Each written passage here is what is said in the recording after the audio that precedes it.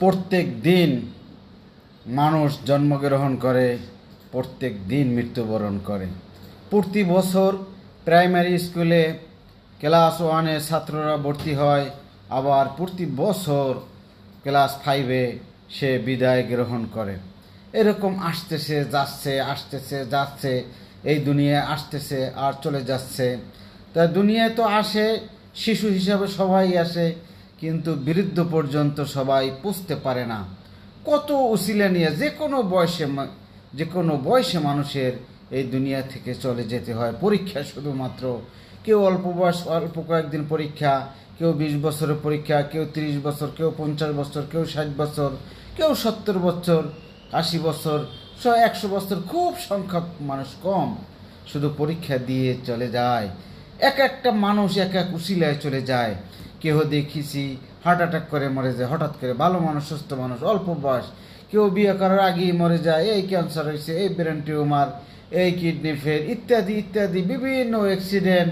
কত রকম উসিলা দিয়া মানুষ এই দুনিয়া, উসিলার মাধ্যমে মানুষ এই দুনিয়া থেকে চলে যায়। অথচ প্রত্যেকটা মানুষের একটি নির্ধারিত সময় আল্লাহ দিয়ে দিয়েছেন। ওই সময়টা শেষ, এক না উসিলা দিয়া আল্লাহ তাআলা আবার নিয়ে যাইবেন।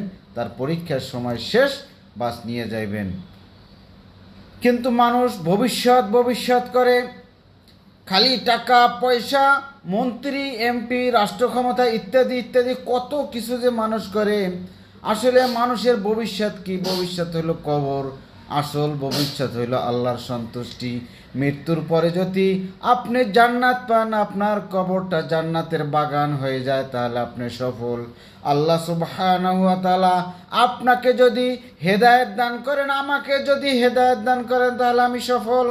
আল্লাহ সুবহানাহু ওয়া তাআলা বলেছেন, উলাইকা আলা হুদাম মির রাব্বিহিম ওয়া উলাইকা